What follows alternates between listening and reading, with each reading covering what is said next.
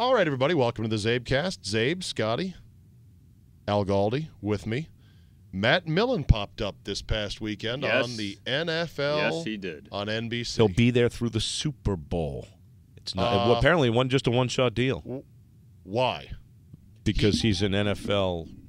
Well, he's the face of failure. He really is in the NFL. Although I guess the reason would be that he was highly respected as a broadcaster before he got this job, which is why he got the job. But of course, it's no reason to give somebody a job like that. But hey, he got it. I don't understand. Yeah, highly respected is correct to the point where Ebersol said many of us have been blessed with second chances. Well, he would know his poor family. Yes. In that plane crash, horrible. Yeah. Correct. One child died, the other and he survived. He says many of us have been blessed with second chances. But he says Millen was picked up because he's, quote, one of the very best football broadcasters of his generation. Yeah, I mean, that's a little far. Is that an overstatement? But I remember when he was a color guy, and people used to rave about him. I'm the top dog. But you're the top dog with a 5-27 record, just like Marty was and a lot of these other guys. Mm-hmm. And your question is? Why should you see this process through? And I answered, because that's where it's at. I'm at the top, so that's what happens. That's where it's at. He's at the top. Interesting take. But now he becomes sort of the new and improved, if you will, centerpiece. You weren't a big fan of the NBC broadcast to begin with. No, they didn't need another face or voice. Come on, Gall. That's the running short. Yeah, Stop it. Yeah, exactly. There's no salary cap on those guys. How come Dick Ebersol's budget hasn't been cut? Everyone else's budget's been cut. He's adding guys to a set that's already bloated. I don't get it. And I know, you're right, Galdi. He used to be like, hey, this guy's a really good analyst. Right. Why? Well, no one really knew. He just talked real authoritatively. Right. My visceral reaction looking at him is, failure. Yeah. Loser. Get No, I off agree. my TV. I agree.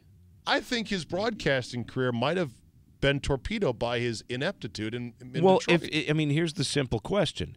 If you have a guy who is the architect of seasons of failures in one NFL city, you now want to hear from him, to tell you what should be happening during a game or to an organization? Yeah, I agree. That's the biggest question here, Czabe. And I used to love Matt Millen. I thought he was great. He was funny. He was witty. It all came together. I think as a one-time thing, it might have been not a bad idea because he did admit that he was a failure. And I think there's sort of I didn't see how they introduced him. Yeah, no, he came out and admitted that he stunk. Did they joke about it? I didn't see that part. I don't know if they did or not. I don't think they did. So wait, on the air he didn't say hi. Yeah, I'm the top dog. No, apparently it wasn't like that at all. No. Here I am displaying it all to you. Yeah, no, he actually I give him credit for at least kind of stepping up and taking some responsibility. He had to do that from the get-go, though. I agree. So he did. What's next? Elgin Baylor on the NBA on TNT? Yeah. At least Baylor was part of a team that made the playoffs once or twice. Give me a wrestling analogy of putting somebody on the air who was a miserable managerial failure. Well, managerial. Yeah, I mean, the worst wrestler I ever saw was Steve Mongo McMichael. So, actually, a real life example of this: the Ultimate Warrior opened up a wrestling school a couple of years ago. Warrior is regarded as a horrendous in-ring performer, and him teaching guys how to wrestle. There were a number of jokes about that. All right, hockey, Scott.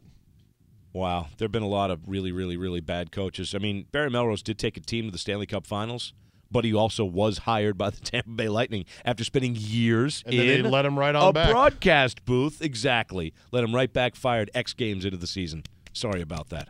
You want to see more of him coaching? By the way, Melrose back in the booth telling you what should be happening. Be like Michael Dukakis on CNN's election night coverage. How to run a campaign.